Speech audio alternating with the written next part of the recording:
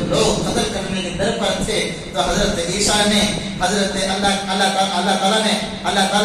تعالیٰ کے پاس کہا، حضرت عیسیٰ نے کہ مولا اب جو کچھ میں نے کرنا تھا کر دیا، اے اللہ آپ بھی ہمیں صحیح راستہ بتائیے۔ پریشان ہو چکے تھے، پھر اس کے بعد اللہ نے کہا کہ عیسیٰ آپ پریشان مت ہو، آپ ٹینشن مت لو، آپ پریشان مت ہو، ہم نے تبلیغ کا کام آپ کے ذمے یہی تک رکھا تھا دنیا میں، پھر اب ہم آپ کو آسمانوں پر اٹھا رہے ہیں۔ پھر اللہ تبارک و تعالیٰ نے حضرت عیسیٰ علیہ السلام کو آسمانوں پر اٹھا لیا۔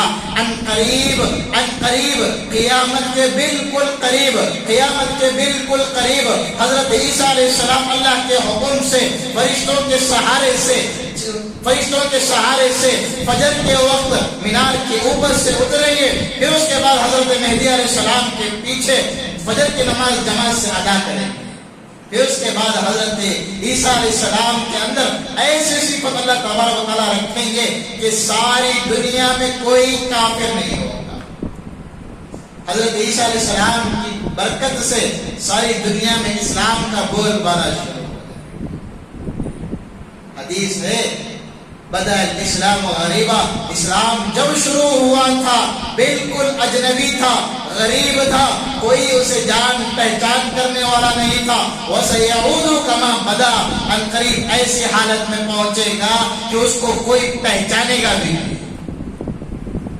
یہ قیامت کا زمانہ ہے۔ پھر اس کے بعد اسلام اثر نو پہ جنم لے گا، ایسا جنم لے گا کہ حضرت عیسیٰ علیہ السلام کے چاہنے والے سب ہو جائے۔ اور حضرت عیسیٰ علیہ السلام جب قیامت کے قریب آئیں گے، فرشتوں کے سہارے سے دنیا میں اتریں گے۔ یہ اہل سنت والجماعت کا عقیدہ ہے، یہ ہمارا عقیدہ ہے، یہ ہمارا مسلک ہے کہ حضرت عیسیٰ علیہ السلام قیامت کے قریب آسمانوں سے اتریں گے، اور عیسیٰ علیہ السلام اترنے کے بعد سب مسلمانوں کو لے کر دجال کو قتل کریں گے۔ پھر یہ مختصر سا بہت سا لمبا چوڑا واقعہ ہے کہ کس طریقے سے کیا کیا حالات پیش آئیں گے، کیا معاملات ہوں گے، پھر اس کے بعد قیامت قائم ہوگی۔ یہ تمام مسائل ہیں، انشاءاللہ پھر آگے عرض کرتا ہوں۔ الغرض یہاں تک کا واقعہ اللہ تبارک و تعالیٰ نے تیسرے پارے میں فرمایا۔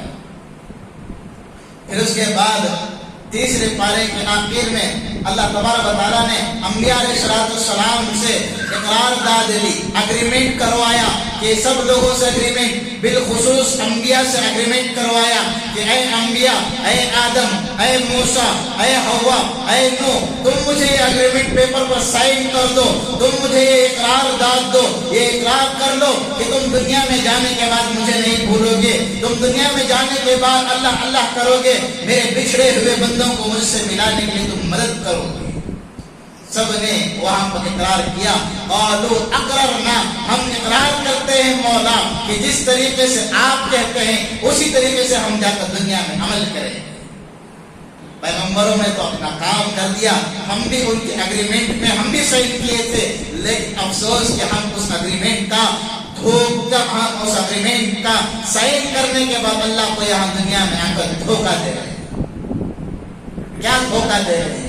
اللہ نے وہاں پر اگریمنٹ کے اندر لکھا ہوا تھا وَأَقِيمُوا الصَّلَاةَ، نماز کو قائم کرو، ہم اللہ کو دھوکہ دے کر دنیا میں نماز چھوڑ رہے ہیں۔ اللہ تبارک و تعالیٰ نے وہاں کہا اگریمنٹ میں لکھا ہوا تھا تم دنیا میں جا کر زکوٰۃ دو گے، ہم دنیا میں آ کر اللہ کو دھوکہ دے کر زکوٰۃ کو اپنا ہی مال سمجھ کر کھا رہے ہیں۔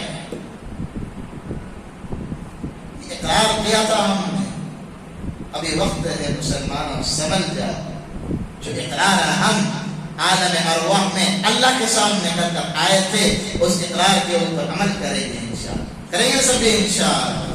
پھر اس کے بعد چوتھا پارہ یا ابتدا شروع ہے، لن تنالوا البر حتی تنفقوا۔ اللہ تبارک و تعالیٰ پارے کے شروع میں ہی سورہ آل عمران کا سورہ ہی چل رہا ہے، لیکن پارہ کون سا چل رہا ہے؟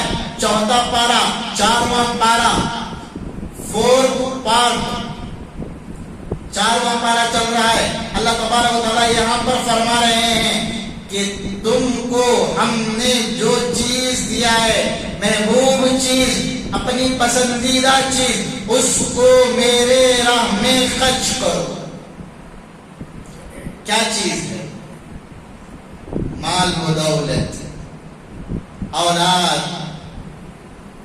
خواہشات، زندگی، مال و دولت قربان کریں گے اللہ جنت دے گا، اولاد قربان کریں گے اللہ انبیاء کے مجمع میں کھڑا کرے گا۔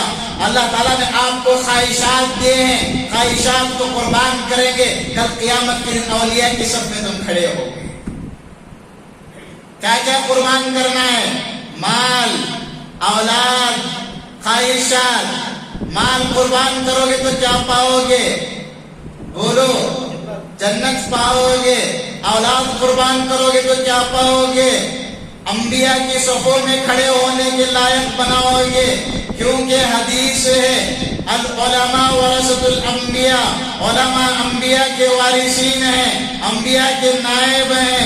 اگر اپنی اولاد کو خواہشات کے زمرے سے ہٹا کر مدارس میں ڈال کر ان کو حافظ عالم بناؤ گے، اپنے سے دور رکھ کر حافظ اور عالم بناؤ گے، کل قیامت کے دن آپ کی اولاد کی قربانی کو اللہ تبارک و تعالیٰ آپ کو بدلہ عطا کرے گا کہ آپ انبیاء کی صفوں میں کھڑے ہوئے ملیں گے۔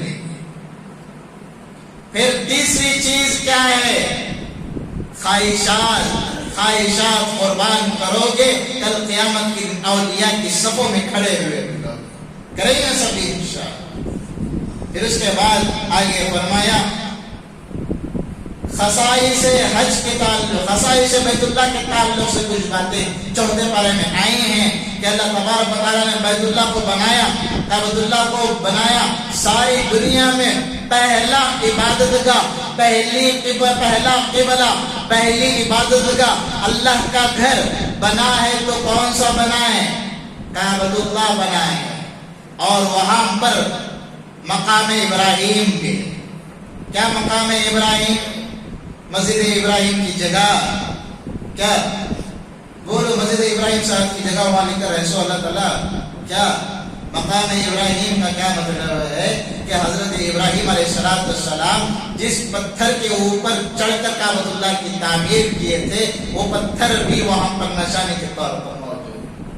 پھر زمزم کا پانی، کیا زمزم کا پانی باٹلا میں ملتا وہ نہیں، زمزم کا پانی حضرت ہاجرہ کے بیٹے حضرت اسماعیل کی قربانیاں، ان کے پیروں تلے رگڑنے سے جو پانی نکلا وہ آب زمزم ہے، وہ چیز بھی وہاں پر بیت اللہ کے پاس ہے، حتیم ہے، بہت ساری چیزیں اللہ تبارک و تعالیٰ نے کعبۃ اللہ کی خصوصیات میں سے داخل کر۔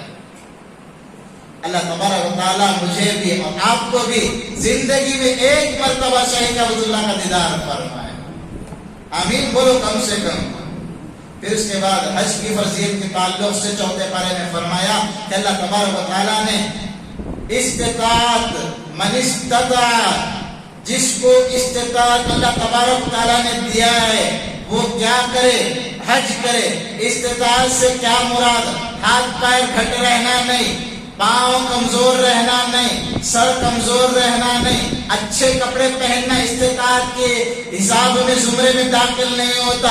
استطاعت کا یہ مطلب ہے کسی کا منہ مار کر پیسے لے کر نہیں رہنا، کسی کو ڈبا کر پیسے لے کر حج کو نہیں جانا، کسی کے پیسے چرا کو حج کو نہیں جانا، کسی کی 30-40 کی سائٹ تھی اپنے نام پر قبضہ کر کر وہ اس کی رقم وہ سائٹ بیچ کر اس رقم سے حج عمرہ نہیں کرنا، اور اپنی استطاعت آپ جو کماؤ، جو رقم جماؤ، ان رقم میں سے جب جاؤ گے اپنے گھر والوں کو سب کے لیے جا کر آنے تک کے اشیاء کو مہیا کرو۔ کیا ہے؟ کھانے پینے کی چیزوں کی، دیکھ بھالی کی تمام چیزوں کا انتظام ہو جائے، پھر آپ اللہ کے راستے میں نکل جاؤ کعبۃ اللہ کا دیدار کرو، سب چیز کرو۔ ایک مسئلہ ہے، کیا مسئلہ؟ محرم عورت نہیں جا سکتی سوائے مرد کی،